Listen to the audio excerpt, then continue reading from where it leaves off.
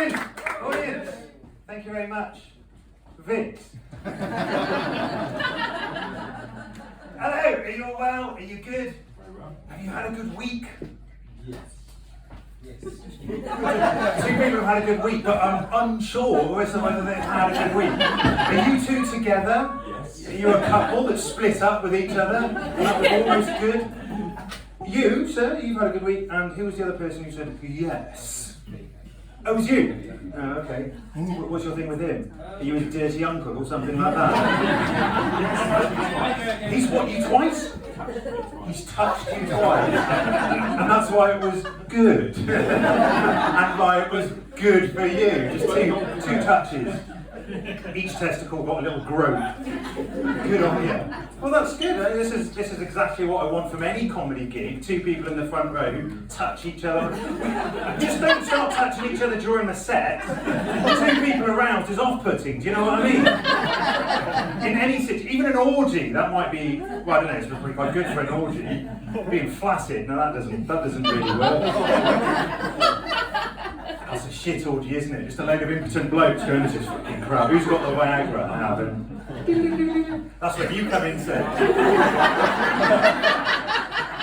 Good. I've got a feeling that at some point tonight you're going to come out with an absolute belting thing which is just going to change life and society. You're very close to it. How do you two know each other? Is this an in-joke? It's for a grinder. Are you Siamese twins? Grinder, that's the website I got this gig from, to be honest. There we go. No, do you guys know Jenny and Steve? Do you know everyone know them? Who puts the gig on? Stephen came up at the front. Is it? That's good. They put the gig on. That's good. And they've been following my comedy career for quite a while now. And I got a call off a landline. That's how desperate they were. And Jenny said, she knows her comedy. She said, Dimitri, I've been following your comedy career for quite a while, but you're just waiting for your big break. And I've got a gig for you.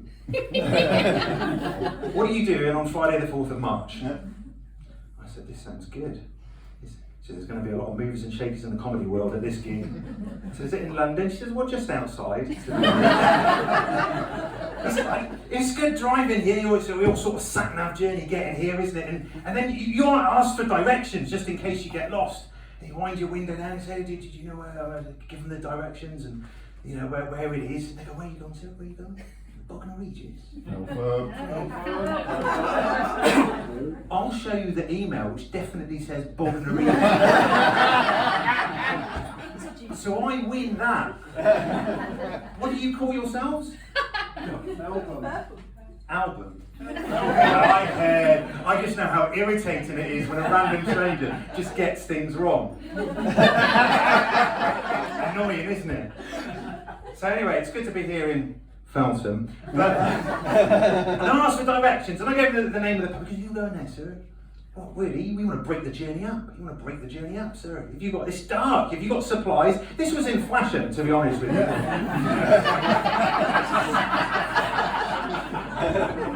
So I took the gig. I had some very special requirements. I insisted that there was a drawing of an interracial couple having sex. So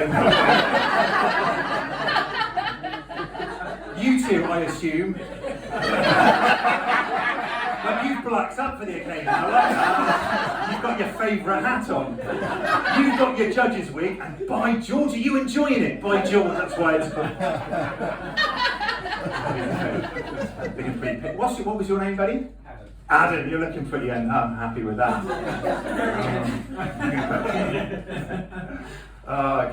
It's good to be here. No, I've not been around here before. I've been the closest I did a gig was in Portsmouth, and I know. The thought of comedy in Portsmouth is bizarre, isn't it? And I chatted to the audience, and there was a couple on the front row, and I said, "Are you a couple? Are you together?" And they'd split up 2 weeks ago. But because they bought tickets to the comedy show on Groupon, they didn't want to waste the vouchers, so they came along. And they were from Portsmouth, they lived in Portsmouth all their life, and they said that even though they're separated, they would remain cousins. So it was seriously, it's good. Let's see who we've got. Have we got any vegans in? Vegans? I'm not having a go. What was that? I'm not having a go at vegans. A lot of my friends are turning vegan because they weren't getting enough attention as vegetarians. This is the thing. To be honest, I should be vegetarian because I do genuinely think meat is murder, but it's tasty. So that's no excuse, is it? That's no real excuse. That would be like Jimmy Savile saying, "But the kids were sexy."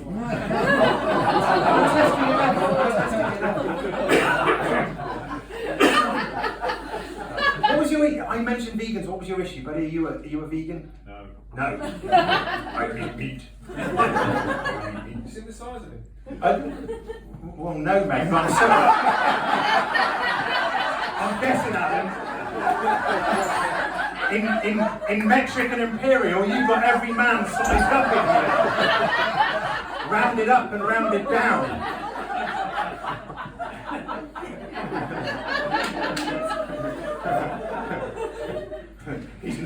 He really is a meat eater, isn't he?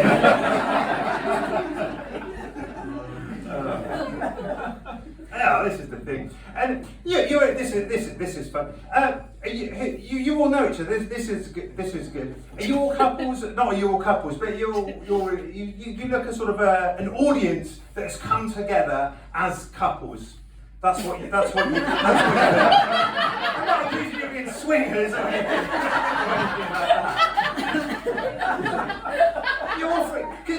You all seem like you're from round here, born and bred. Am I right in saying that? Who's an out-of-towner? There's got to be an out-of-towner. Where are you from? You were an out-of-towner. Yeah. You married a local. That's the way you get in, is it? You marry a local. Where is the local that you married? Far away. There we go. And are you two sort of like a marriage guidance counsellor at the moment, just in a team, just to make sure they keep it there? This is what happens when you marry outside the village, love. You've got to be careful. You've got to keep it inbred, haven't you? Somerset. That's pretty cool. That's me. Oh, that's you. Whereabouts from Somerset are you from? Pedderton. Pedderton. See, I've never heard of that. I've never heard of that. I'm from Cheltenham, so that's what I was asking. So kind of close. It's near Wales. Anyone Welsh here? I like the Welsh accent, you see, it's commanding, it's got authority. I would love to hear the Welsh accent everywhere. Although you may not want to hear it in a porn film. You can imagine the woman strips off, the man looks over, Tidy. And she looks back at Clark, yours is fabulous. You're a good audience, and I'll tell you what, because I like it when it's men and women. I don't like it when it's too many men or too many women in the audience, because I'm jealous of women, and I tell you what, I wish I was a woman, because you look out for one another, you protect each other, you've got each other's backs. Us blokes, we don't do that. We stitch each other up, we give each other nicknames. You go into a barn as a group of lads, be like, look, it's Big Phil, Big Dave, Big Bob. Girls don't do that. They don't go meet my friend, Fat Jackie. It's Jolly Jackie. That's why I say I'd like to be a woman. People say, well, maybe, Dimitri, you should be gender fluid. Now, for those who don't know, gender fluid is when you effectively can't decide, you change your mind as to the gender that you want to be. It's 2022, that's completely fine. One day you might decide to be a man, the next day you might decide to be a woman. I'll be honest with you, if you can't decide something, you're a woman.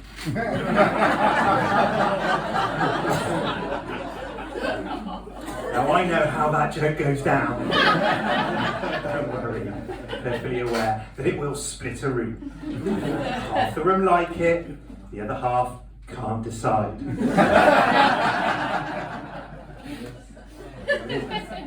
But as blokes, I'll tell you what we do. We stitch each other up, we play practical jokes on one another. My favourite was when it was 4 of us living together, 4 guys, we're at university, and it was when Tic Tacs brought out a new flavour of Tic Tac, extra strong mint, for people with bad breath, and they were blue, you may remember, and they were a little bit bigger, extra strong mint. And because they were blue and slightly bigger, they looked very similar to a Viagra tablet. And one of our friends used Viagra. So we thought it would be funny if we replaced his internet stash of Viagra with the Tic Tacs. And it's the funniest thing you could do, because he would go out on a date with his girlfriend, come back into the house with this brazen, cocky look on his face, go to what he thought was a secret stash of Viagra.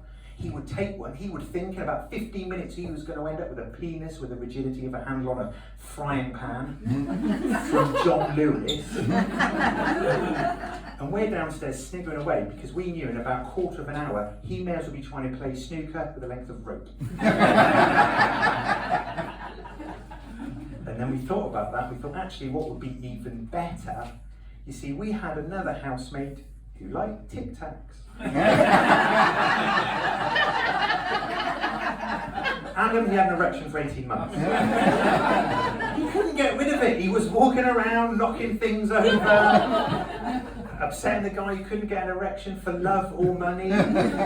This thing ruined his life. He lost his job as a lifeguard. And you'd think all the girls would be interested in him, but he couldn't get a girlfriend. His breath stunk. That's what men do.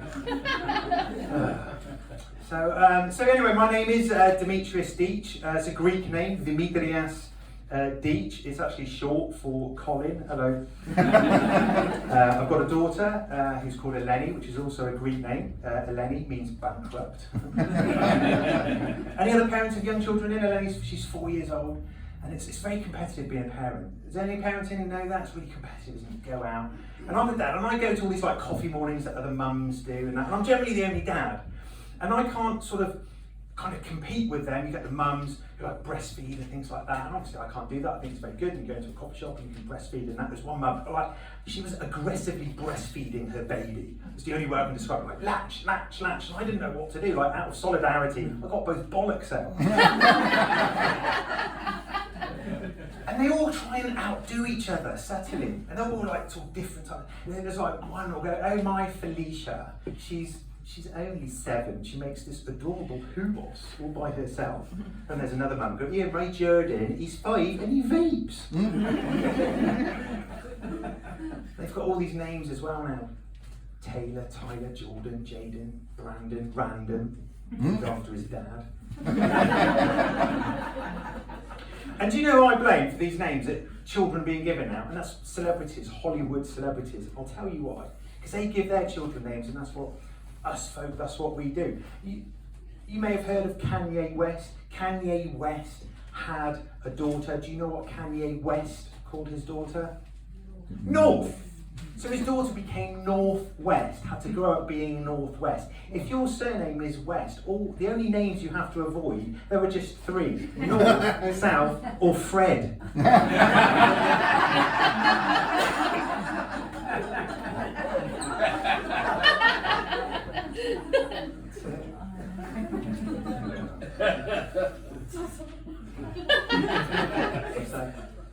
You're right. You're right. Didn't know who it was. You didn't know who it was? What, Kanye West or Fred West? Very much so. So one.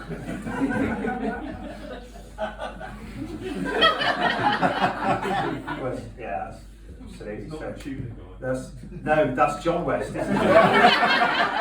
That's why they call him Meat.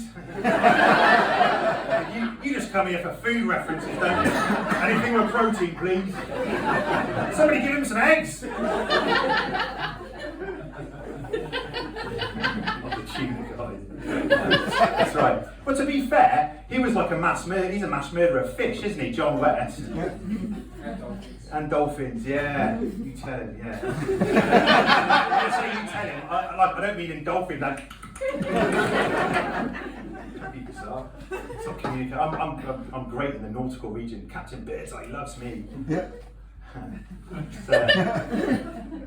So this is a good fun gig. There's different types of gigs that you do. I get asked to do. A lot of comedians get asked to do gigs for charity, and that's what was it you do? Sorry, what was it you do? Accountant. You're an accountant, right? Nobody says, do they? No one goes up to an accountant and say, no one goes up to an accountant because can you do our books? You know, it's for Oxfam or something like that. No one goes to a mechanic, it's usually fix our cars for Amnesty International. No one goes up to a gynaecologist and says, check out this bad boy. It's for children in need. That doesn't happen.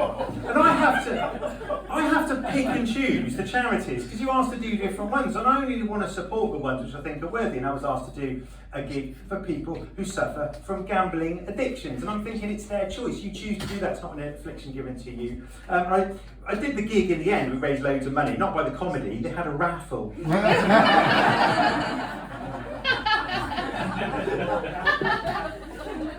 My favourite charity gig that I've ever done, I was very honoured to do this, and it was an event called Gloucester Pride. And I got the call to do it, and obviously you'll realise that that event would be for gay pride, but when I got the telephone call to do it, they didn't say it's for gay pride, they just said it's for Gloucester Pride. And I'm basically from Gloucester, and I'm thinking there's not a lot to be proud of. So I'm there on the phone, and I'm Googling away at the same time what it might be. Gloucester, I put in pride. What it came up with, my Google search, is that pride also means a pride of lions, which is a pack of lions. So I'm thinking, but there's no zoo in Gloucester. I'm thinking I didn't realise there were any lions in Gloucester. And I said on the phone, I said, I actually didn't realise there were any in Gloucester. And he said, well, that's why we're doing an awareness gig, Dimitri, to let people know. I said, well, that's interesting. Maybe you should bring some to the event. We can stroke or something like that. The audience is going to be full of them. I said, well, that does sound dangerous, to be honest. Maybe put them in a cage or on the end of a leash.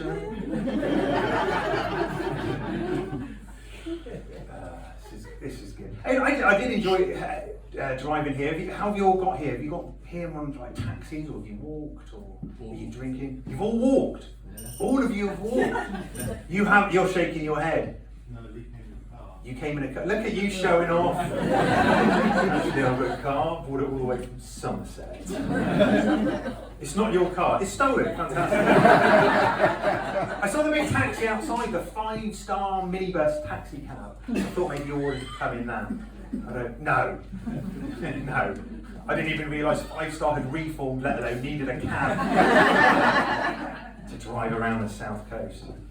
But no, this is the thing. And I was driving here all the way. Caravans as well. They freak me out. Caravans. It's just I find it weird. Anybody would go on holiday to pretend to be a gypsy. So I'm married as well. I've got one of those till death do us part things, which is quite good. That's on the small print. That is. My wife, she organised the wedding when we got married, which is quite a lot to do. My little job to do was the honeymoon. That was my task. She said I want an exotic honeymoon, so I went to the travel agent with £250. Exactly, yeah. The travel agent laughed. I said, okay, here's 500. We'll both go. Why not? I'll tell you where she sent us though. After a wedding, weddings can be quite stressful. We were sent to Bangkok. That's the sex capital of the world. So we get married, we get on the plane, we go to the honeymoon, we get off the plane. All there is queuing through customs is all these basically middle-aged men there to buy a wife. I'm there with my wife. They were confused at customs and passport control. They charged me corkage.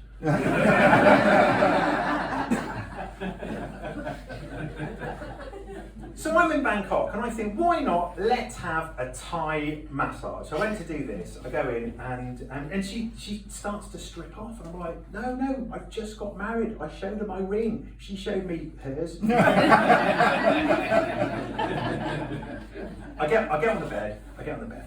I put a towel over me, she comes in, and I took it off, I got the big reveal, I showed her my willy, she showed me hers.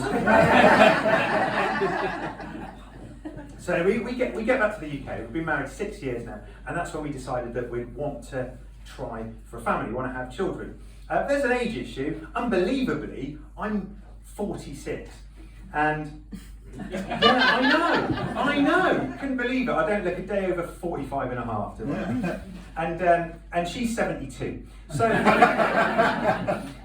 we struggled to conceive. So what we had to do is go get medical advice, and I had to do a test. Basically, I had to give a semen sample, and the doctor explains what you need to do to conceive. Like obviously, I knew roughly that once in a month the woman oscillates or something. So now I get my cup and I go to Gloucester Royal Hospital and I sit there and in the waiting room, and the nurse comes in and she shows me to the room where I needed to fill the cup. Well, not fill the cup, obviously. Give my semen sample. She shows me to this little room. And I go in. All there is in there is a sink, a huge mirror, as if that's what I want to look at to get myself going, and a plastic chair, which was still warm from the man before. A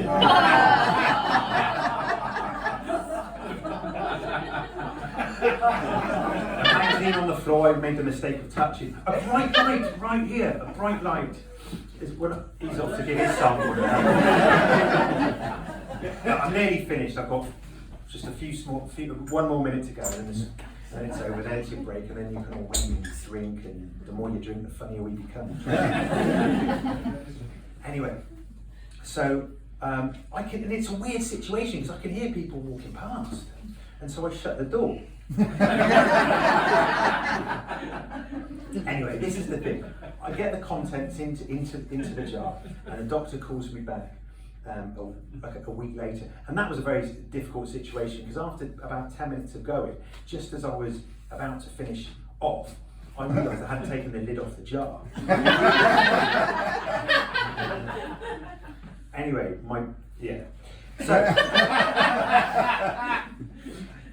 So I get the results a week later, everything's fine. The doctor says, all I want to do now is give you a testicle exam and I make sure everything's fine. He says, go behind the curtain, strip from the waist down. So I go, and then he says, come back here. As if he can't watch me stripping, as if that's going to arouse him too much. So I go behind the curtain, I strip. I then realise that my penis has gone to the smallest possible size it could go. Clearly my penis is a homophobe. I was trying to pull it bigger and it was looking like spaghetti. And he starts to check, he starts to feel. Now where do you look in that situation? Do I look him in the eye? Do I look out the window? Do I look on his desk or a picture of his son? And then he says to me, listen Dimitri, don't worry, during this procedure it is perfectly normal to get an erection. I haven't got an erection. He said, no, but I have. That's a joke. That's a joke.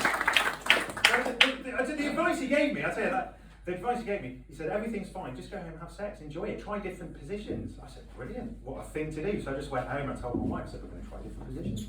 I said, forget missionary position, we're going to do doggy fashion, the wheelbarrow, the butterfly, the cowgirl, the reverse cowgirl, the rifleman, the countryman, the Pegasus 2000, the three-man ranger, the unicorn 360. I have no idea what I'm talking about. Those are just caravans. Ladies and gentlemen, my name is Dimitri. If you've enjoyed me, I'm glad. If you haven't, then come and find me. I'll give you a tic tac. Thank you.